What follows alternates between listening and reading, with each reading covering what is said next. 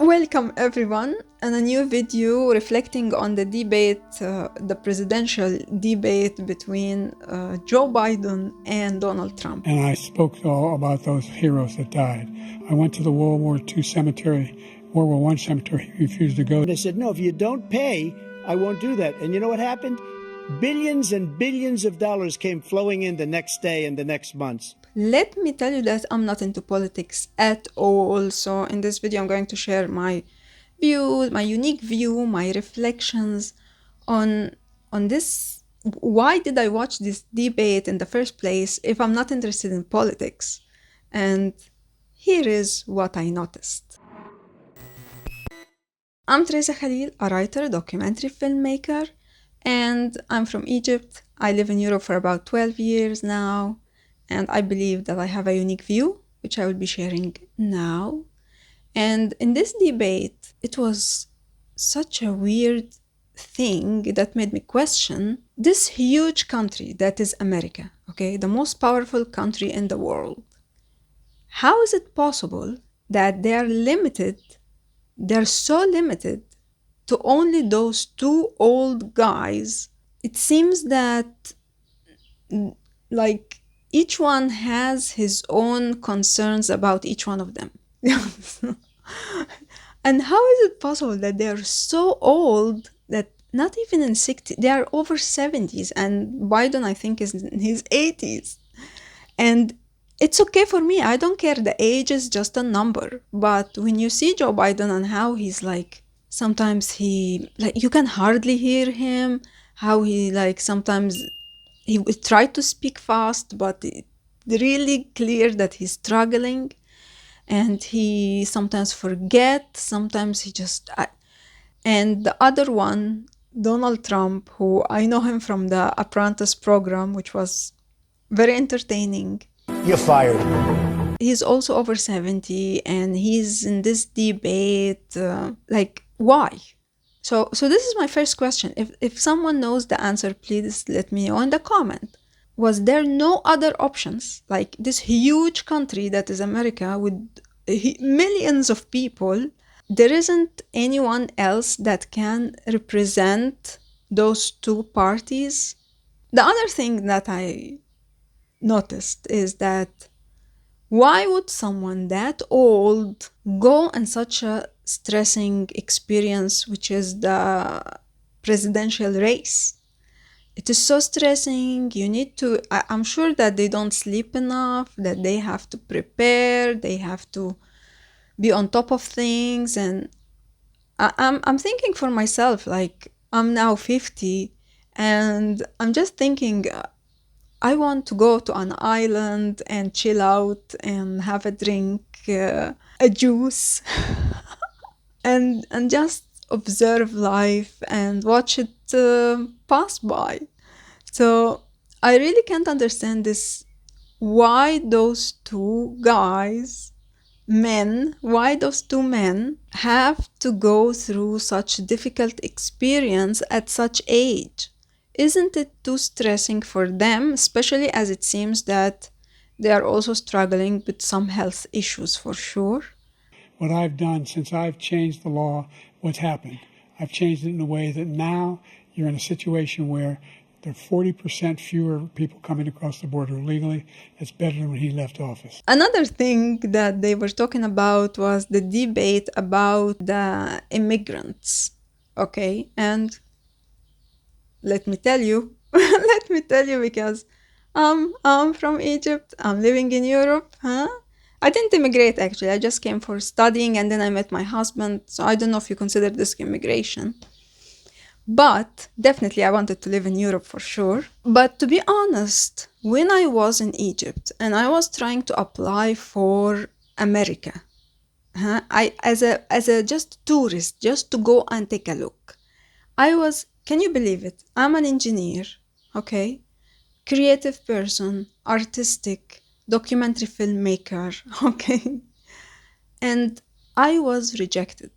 I was rejected brutally, and I was not allowed to go to America just as a tourist. At the same time, they have this lottery thing the lottery system, where I found the housekeeper, like what we call in Egypt, al-bawab.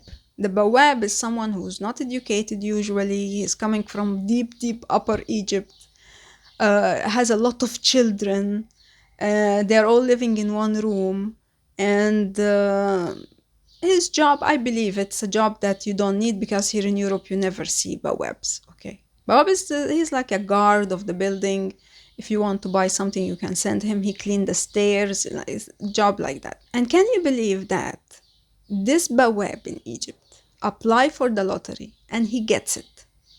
And they take him with his family to go to America. I was rejected and the bawab was accepted, okay? So can someone explain to me, what are you thinking? Like, what are you thinking? How is this immigration system is working? Like, what kind of people are you looking for?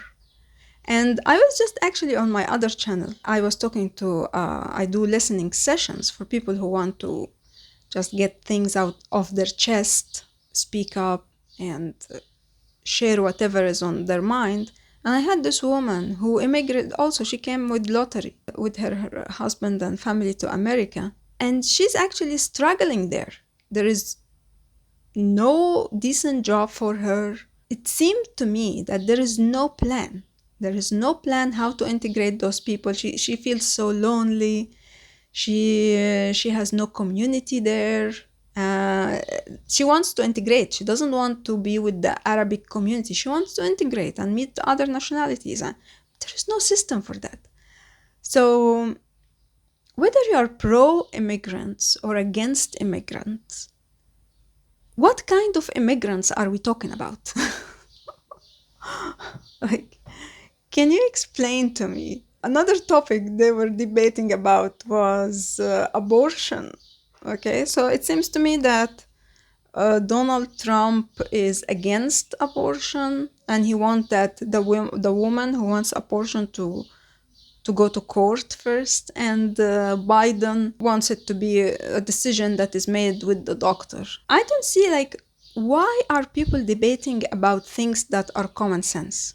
I don't, like, it is so weird. So if you ask me, my mother, for example, she was in her mid-30s when she was pregnant with my sister, and she had a heart problem.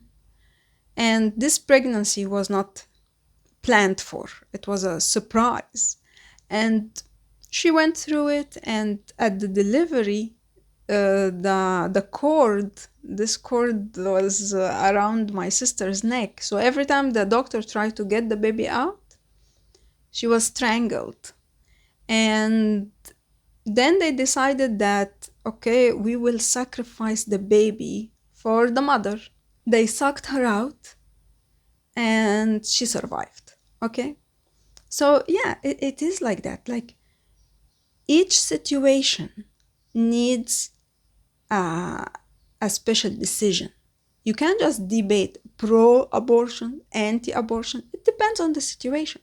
What is the case of the mother? What will happen to that baby? What is the best solution for both? And that's it. It's as simple as that. So you can't make just let's allow abortion for all, or let's prevent abortion no matter what. You can't. Things are not like that. It's not black and white. It is gray. So you need to deal with each situation. So I think I'm with Joe Biden that it needs to be discussed with the doctor and then see what can be done. But also you need to put some laws and regulations so that not everyone go, for example, someone go, if what Donald Trump is saying is true, like she's in the 9th month and then she wants abortion. Like, that's not possible. So you need to just sit together and put some laws and rules. Really, like, I think anyone with common sense can solve this issue, pro or anti-abortion. So I didn't continue the debate. I'm really sorry. As I said, I'm not interested. And those are the questions I had. Though this is my unique view. and I'm looking forward to your comments. If you want to get updated with my news and creative updates every month, you can sign up to my newsletter at theresakhalil.com. And see you in a coming video.